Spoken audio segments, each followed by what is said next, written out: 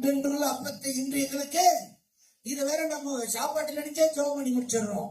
இன்னும் சொல்ல போனா தேவனுடைய ராஜ்யத்துல அன்றென்று உள்ள வெளிப்பாடுகளை சத்தியங்களை கர்த்தாவே ஒவ்வொரு நாளும் எனக்கு தாரும்.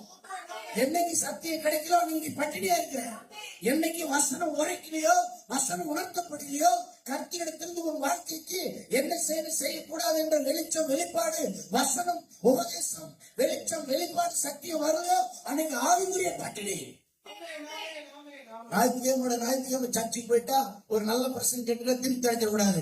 தினந்தோறும் சத்தியத்தை தேடணும், தினந்தோறும் வெளிப்பாடு தேடணும், தினந்தோறும் வசனத்தை தேடணும், தினந்தோறும் வழிகாட்டுதலை தேடணும், தினந்தோறும் உணர்த்துதலை தேடணும், தினந்தோறும் ஒவ்வொரு நாளும் தேவனுடைய ஒவ்வொரு வார்த்தையினாலும் பிழைக்கணும். ஆவிக்குரிய அனுதின மன்னா அவசியம். அந்த மன்னா கிடைக்கிறது தான் கைலாசனே. அது காலையில கிடைக்குமா, 11 மணிக்கு கிடைக்குமா, மதியானம் கிடைக்குமா, நைட்டு கிடைக்குமா தெரியாது. கிடைக்கிற வரைக்கும் தூங்க போக கூடாது, காத்துட்டே இருக்கணும். கிடைக்கும் போது மிஸ் பண்ண கூடாது.